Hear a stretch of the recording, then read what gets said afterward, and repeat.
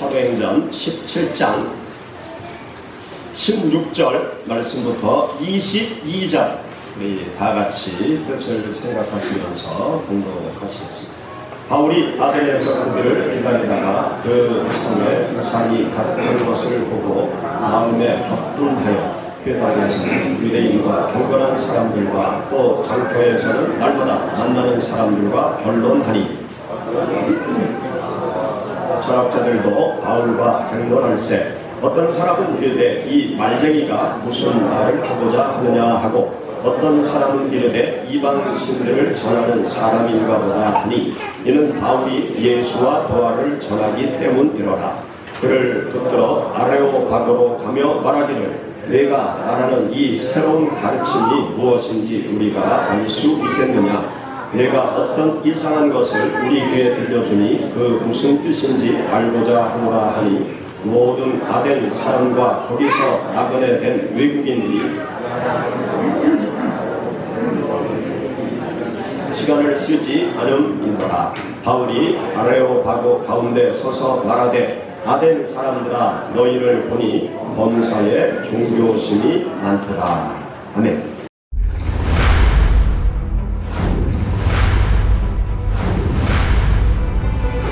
소라떡을 같이 먹을 정도로 정리하자.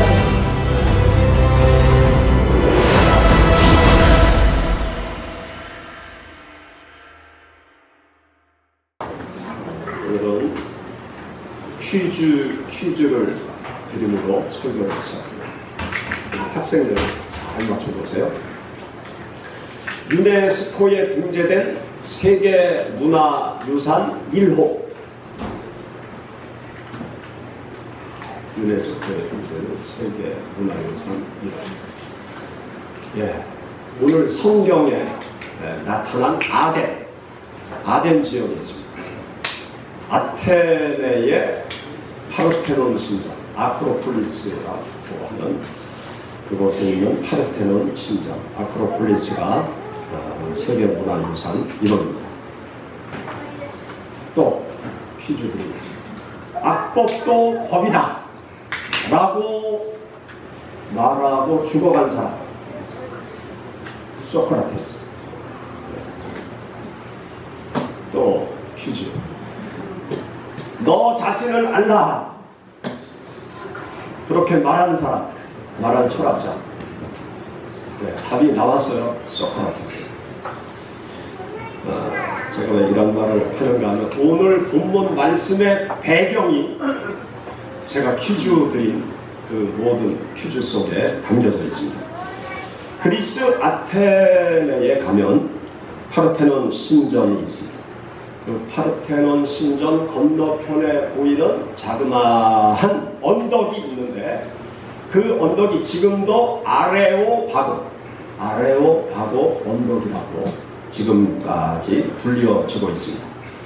이 아레오바고 언덕에서 본문에 나오는 바울 사도가 파르테논 신전을 바라보면서 설교한 말씀이 오늘 우리가 함께 읽은 성경 말씀입니다.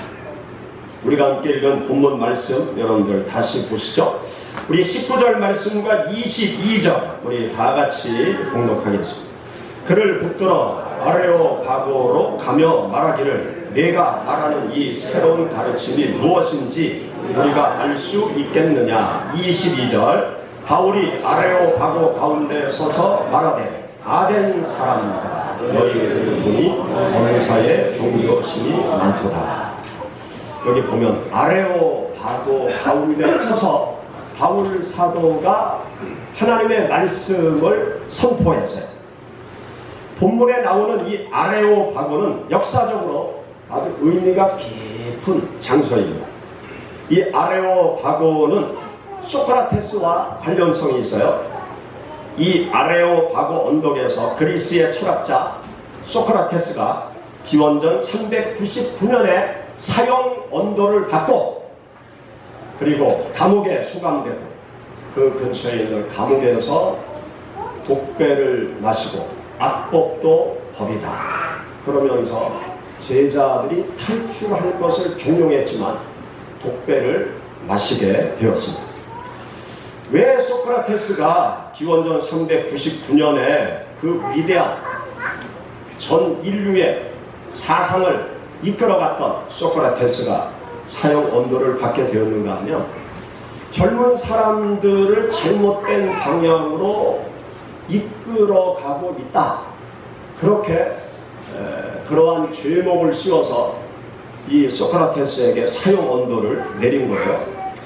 소크라테스는 어떤 이야기를 했는가 하면 이 그리스 사람들, 여러분들이 아시겠지만 그리스 신화에 보면 수많은 신들이 등장하잖아요. 그런데 이 소크라테스는 어떤 이야기를 했는가 하면 하늘과 땅과 바다를 주관하는 하나의 신이 있다. 그것을 젊은이들에게 이야기를 한 거예요. 그래서 이 소크라테스를 젊은이들을 선동해서 국가를 흔들고 있다.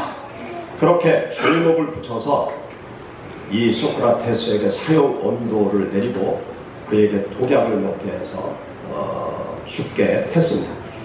그런데 아주 놀라운 것은요, 하나님의 뜻과 섭리가 아주 놀라워요. 그것은 무엇인가 하면 이 아레오파고에 서서 천지와 바다를 주관하는 하나의 신이 있다고 주장한 소크라테스가 이 아레오파고에서 사형 언도를 받고 죽었는데, 바울 사도가 천지의 주제이신 유일하신 하나님이 계신다, 그것을 이 아레오파고 언덕에 서서 이 아테네 시민들에게, 아덴 시민들에게 선포한 것이 오늘 우리가 함께 읽은 본문 말씀이에요. 여러분들, 그러한 배경을 생각하면서 한번 22절, 우리 22절 말씀부터 31절의 말씀 우리 다같이 읽어보시죠. 바울이 아레오파고 가운데 서서 말하되, 아덴 사람들아, 너희를 보니 범사에 종교심이 많도다. 내가 두루 다니며 너희가 위하는 것들을 보다가 알지 못하는 신에게라고 새긴 단도 보았으니, 그런즉 너희가 알지 못하고 위하는 그것을 내가 너희에게 알게 하리라. 우주와 그 가운데 있는 만물을 지으신 하나님께서는 천지의 주제시니 손으로 지은 전에 계시지 아니하시고 또 무엇으로 부족한 것처럼 사람의 손으로 섬김을 받으시는 것이 아니니, 이는 만민에게 생명과 호흡과 만물을 친히 주시는 이시니라. 인류의 모든 족속을 한 혈통으로 만드사 온 땅에 살게 하시고 그들의 연배를 정하시며 거주의 경계를 한정하셨으니, 이는 사람으로 곧 하나님을 더듬어 찾아 발견하게 하려 하심이로되 각 사람에게 멀리 계시지 아니하는도다. 우리가 그를 힘입어 살며 기동하며 존재하느니라. 너희 시인 중 어떤 사람들의 말과 같이 우리가 그의 소생이라 하니, 이와 같이 하나님의 소생이 되었은즉 하나님을 금이나 은이나 돌에나 사람의 기술과 고안으로 새긴 것들과 같이 여길 것이 아니니라. 알지 못하던 시대에는 하나님이 간과하셨거니와 이제는 어디든지 사람에게 다 명하사 회개하라 하셨으니, 이는 정하신 사람으로 하여금 천하를 공의로 심판할 날을 작정하시고 이에 그를 죽은 자 가운데서 다시 살리신 것으로 모든 사람에게 믿을 만한 증거를 주셨음이니라 하니라. 아멘. 바울 사도는요, 이 아레오파고 언덕에 서서 천지의 주제이신 하나님, 온 세상을 한 혈통으로 창조하신 하나님에 대해서 아레오파고 언덕에서 증거하였던 것입니다. 바울 사도는 데살로니가의 핍박을 피해서 베레아로 갔습니다. 우리가 함께 읽은 사도행전 17장 1절부터 말씀을 보면 데살로니가에서 핍박을 받아 베레아 지역으로 피신해 갔어요. 그곳에서 핍박을 피해서 지금 베레아서 복음을 전하다가 또 핍박을 받아요. 그러니까 베레아에서 예수 그리스도를 믿게 된 성도들이 바울 사도를 어디로 또 피신시키는가 하면 이 베레아에서 배를 타고 이 아테네 지역으로 옮겨가도록 그들이 이제 동행해 줍니다. 그리고 아테네로 이 아덴으로 온 바울 사도는 자기를 아테네까지 데려다준 사람한테 부탁을 하죠. 디모데와 실라를 빨리 나에게 보내달라, 그렇게 부탁을 하고 헤어지게 됩니다. 그리고 바울 사도가 이 아테네 지역에 머무르면서 디모데와 실라가 오기를 기다리면서 이 아테네 이 고대 도시를 둘러보는 거죠. 둘러보니까 이 아테네의 우상이 꽉 차 있는 거예요. 여러분들 그리스 신화에 보면은 얼마나 많은 신이 등장합니까? 태양의 신, 또 바다의 신, 뭐 비의 여신, 바람의 신, 뭐 대지의 신, 뭐 물의 신, 나무의 신, 5만 가지 신이 인간하고 섞여서 쥐엉킨 이야기들이 그리스 신화잖아요. 그 그리스 신화에 나와 있는 5만 가지 신을 다 이 아테네 사람들이 섬기고 있는 거예요. 그때 당시 이 그리스 사람들이 섬기던 신들이 한 3만 가지가 된다고 해요. 그런데 그 3만 가지 우상의 신상들이 이 아테네 전역에 꽉 차 있는 거예요. 그것을 보면서 바울 사도의 마음속에 막 영적으로 막 분노가 생겨요. 이 어리석은 자들, 하나님을 모르고 이 우상을 섬기는 이 어리석은 자들, 불쌍한 마음과 막 분노가 생겨서 가만히 있을 수 없는 거죠. 그래서 많은 사람들이 모여있는 장터로 갑니다. 아고라라는 장터로 가서 거기에서 천재주제이신 하나님에 대해서 막 이야기를 하는 거예요. 그러니까 그 사람들이 웅성웅성 떠들면서 도대체 저 사람이 누구냐, 누군데 저렇게 말을 잘하냐, 무슨 종교를 전하는 거냐, 무슨 신의 이야기를 하는 거냐, 막 장터에서 막 난리가 나요. 그러면서 많은 사람들이 이 바울을 강제로 붙잡아서 아레오바고라는 지역으로 끌고 갑니다. 아레오바고에 세워놓고 거기에서 많은 사람들이 네가 지금 무슨 말을 하느냐 한번 들어보자. 그러면서 많은 철학자들 또 아테네 시민들이 몰려와서 그의 말을 듣게 되죠. 그 사람들에게 바울 사도는 열심히 예수 그리스도의 복음의 말씀을 전하는 광경이 오늘 함께 읽은 말씀입니다. 이 말씀을 가만히 우리가 묵상을 해보면요, 바울 사도는 핍박을 받으면서 예수 그리스도를 열심히 전파해요. 바울 사도는 쫓겨다니면서도 열심히 예수 그리스도의 복음의 말씀을 전합니다. 바울 사도는 동료를 기다리면서 열심히 그들이 오기 전까지 열심히 예수 그리스도의 복음의 말씀을 전파해요. 바울 사도는 때를 얻든지 못 얻든지 예수 그리스도의 복음의 말씀을 전하기에 힘쓰는 모습을 우리는 이 사도행전 17장 말씀을 통해서 알 수 있습니다. 사랑하는 여러분, 하나님을 믿는 하나님의 자녀된 우리들은 어떤 생활을 해야 되느냐? 때를 얻든지 못 얻든지 예수 그리스도의 복음의 말씀을 열심히 전하면서 세상을 살아가야 합니다. 나 자신만 구원받은 것으로 만족할 것이 아니라 우리 주위에 아직도 예수 그리스도를 믿지 못하고 구원받지 못한 그 영혼들에게 애타는 마음으로, 간절한 마음으로, 불쌍히 여기는 마음으로 열심히 복음의 말씀을 전해서 한 영혼이라도 더 구원하는 삶을 우리가 살아가야 합니다. 여러분들도 다 아시겠지만 헝가리 다뉴브 강에서 슬픈 일이 터졌죠. 지금도 실종된 사람들을 계속 찾고 있지 않아요?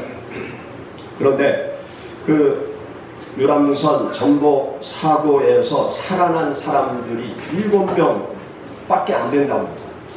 그런데 그 7명 살아난 분들의 이야기를 들어보면 공통점이 있어요. 공통점이 뭔가 하면 누군가가 구조해 준 거예요. 누군가가.